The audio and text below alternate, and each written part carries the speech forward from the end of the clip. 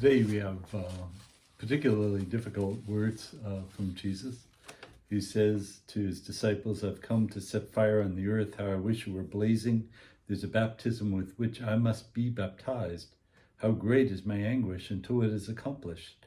Do you think that I've come to establish peace on earth? No, I tell you, but rather division. From now on, a household of 5 will be divided, 3 against 2, and 2 against 3. Father will be divided against his son, and son against his father. A mother against her daughter, and a daughter against her mother, and mother-in-law against her daughter-in-law, and daughter-in-law against her mother-in-law."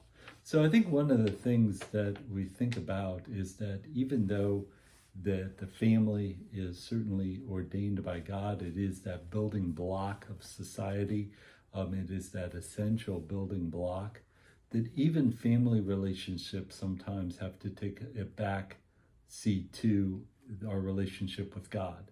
And so for many people, it's not a big problem, but for some, especially if they want to convert from a different religion to Christianity, that's going to create a lot of problems within the family. It creates all kinds of problems within the family. And certainly the family could shun the person, could threaten to kill the person, or so forth. And so it really does create all these kinds of problems. So, but what the Lord is saying is that even though family relationships and that is so important, even they have to take a second position to our relationship with God. The other thing is that it might not be, conversion, but there are certainly things that might create division that families would not want to talk about, at the dinner table, abortion or things, that are social issues that the church certainly has a position in, that families maybe not want to talk about it because it does create those kind of divisions. It does create problems. So even though the person might not be looking to create division, might not be certainly wanting to create problems, but the problems will be there if the person brings them up. I remember one time there was a priest who said that in his family they don't talk about religion because he was Catholic, his dad was Baptist, and his mom was, I think, Methodist or something like that. So it said religion was never brought up. So I said, okay. So that was one of the things about division. But when we look about division, we certainly see in the second reading an example. In the book of Hebrews is basically an exhortation that Jesus is the priest and the perfect sacrifice. So many would say, well, wait a minute, Jesus was not a Levite, that there certainly could not have been a priest.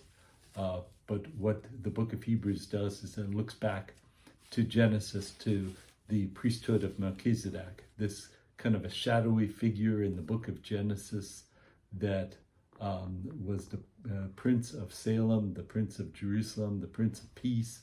When Abraham went out to go against those who had taken captive his nephew Lot, he battled against the princes who took Lot captive, had a great victory, and then when he came back, the priest Melchizedek offers a sacrifice of bread and wine, and Abraham gives him 10%, a tithe of 10%. And so what happens is that they say there's an eternal priesthood that Jesus is part of. It also takes into account the fact that in the book of Hebrews it says that blood of bulls and goats would never take away sin. It was only the perfect sacrifice of Jesus on the cross that takes away sin, that those were just a preparation for that one perfect sacrifice. And then it talks about that great cloud of witnesses, those who were justified by faith, not by their slavishly or doing all these kind of works of the law and trying to ingratiate themselves to God, but instead were justified by faith. And so what it does is that since we have this great crowd of witnesses, let us rid ourselves of every burden of sin that clings to us and persevere the race that lies before us with our eyes fixed on Jesus. Because one of the problems in the book of Hebrews was the growing persecution. that the Jews had an ability not to have to worship Caesar. That was one of the stipulations when the Romans came in. They said that they wouldn't have to worship Caesar. But now, instead of becoming like a sect of Judaism, they're becoming much more estranged from Judaism, and becoming estranged from Judaism, what that's happening, because, I mean, certainly Jesus is or is not the Messiah. So there was going to be those strains that were going to occur.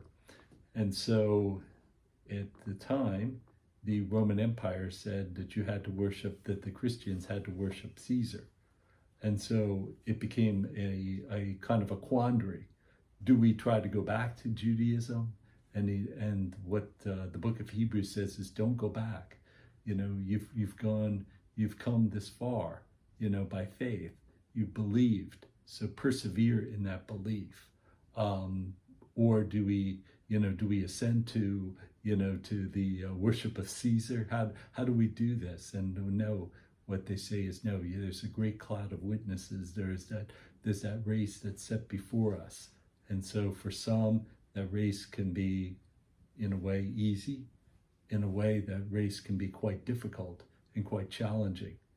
And the race now, in that time of the book of Hebrews, is becoming increasingly challenging. But that race is set before us. And so not to go back, not to backpedal, not to go back, but instead to persevere forward in your faith, that Jesus, who has begun a good work, will continue it to the end. And that end might be fine, it might be imprisonment, it might be even martyrdom itself, but that race will be there for you. Thanks. God bless.